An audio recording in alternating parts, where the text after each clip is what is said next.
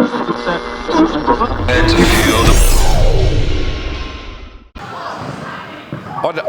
don't know. I think the women have obviously been through some challenging times with Kayla missing a few games, but the men, we just keep getting better and better. And Sam Mack, again, red hot form with Devon, and Jared Bairstow had a huge weekend as well. And anything could happen this weekend. We're knocking on the door for playoffs. I think the best we can finish is 6 with a home final, and we'll just have to see how Friday night goes. It's never been more interesting derby than probably Friday night.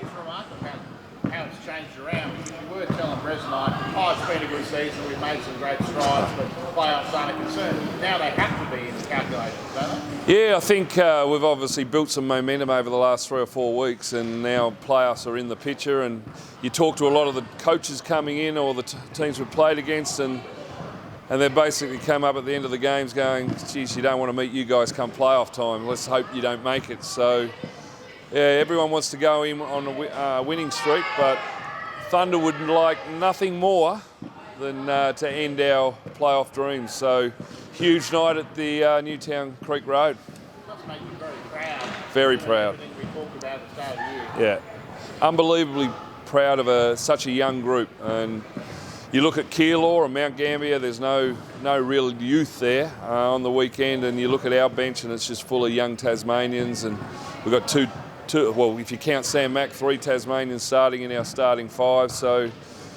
yeah, 10 out of the 12 every game is local boys, and to be able to look at knocking on the door for playoffs is just overwhelming for all of us involved.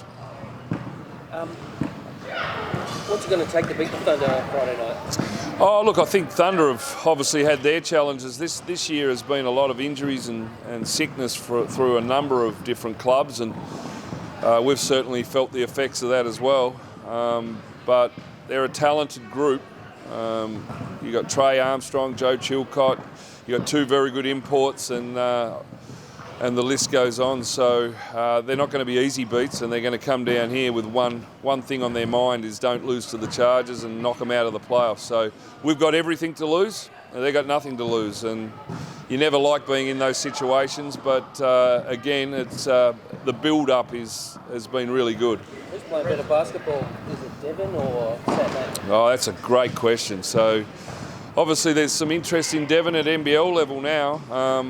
And Sam Mack is probably in the best form I've ever seen at this level. And I'm sure Brisbane Bullets are really excited about the NBL season just around the corner, because, as Reece Carter said the other week in Sandringham, he's just unstoppable right now.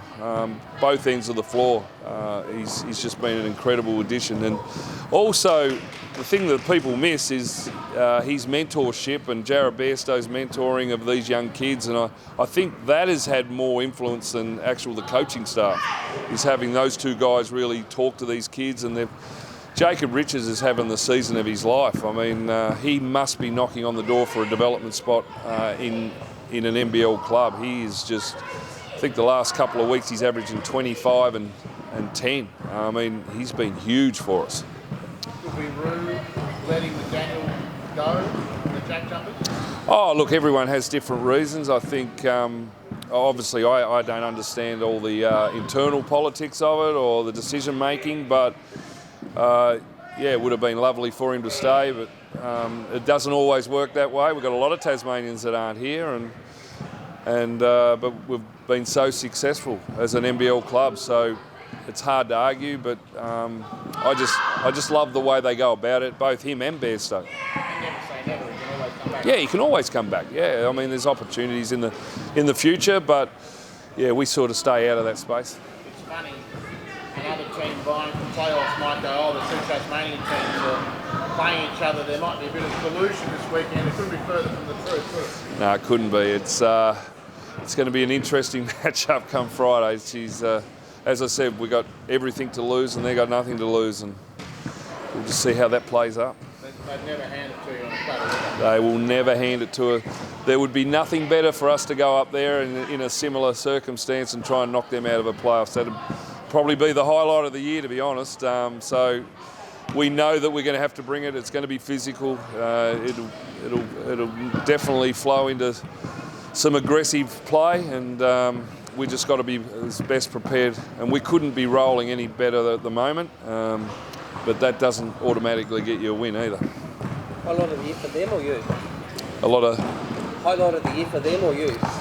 Oh, it'd be a highlight for either team to be able to go onto enemy territory and knock them out of the playoffs. I mean, there's no doubt they're coming down here going, we want to end their season, and there'll be nothing. There'll be no love lost come on Friday night. Both coaches and playing staff. The red mist about Tunbridge, The red mist. Thanks, Jerry. That's great. All right, can't wait.